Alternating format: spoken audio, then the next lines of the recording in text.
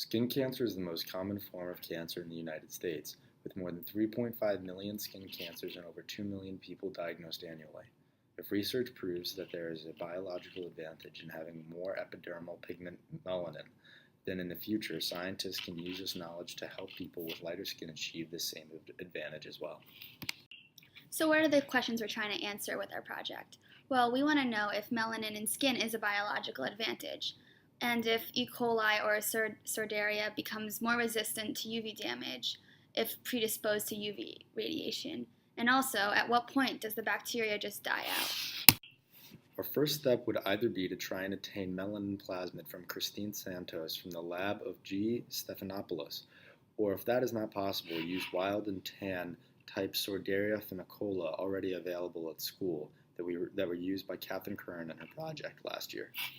We would then create separate cultures with multiple colonies in a predetermined amount of petri dishes, the same with the number of melanin producing and without melanin.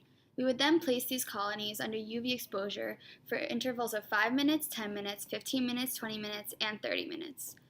After, we would take it out of the UV and record the number of living colonies for each exposure in both strains of E. coli or Sordaria. The third step in our process would be to take a colony from E. coli or Sartaria with melanin after 30 minutes exposure to UV light and grow it in a petri dish and repeat the UV light radiation trials on these strains. We are trying to answer the question, does E. coli or Sartaria with melanin predisposed to UV light die at the same rate as the first trials?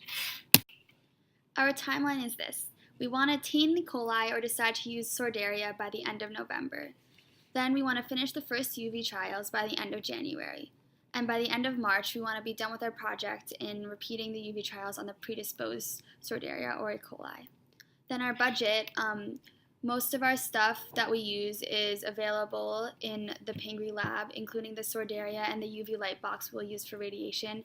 If we decide if we're able to use the E. coli, either the lady from the lab will lend it to us or we'll have to pay for it, so that's a predetermined price that we can add in later.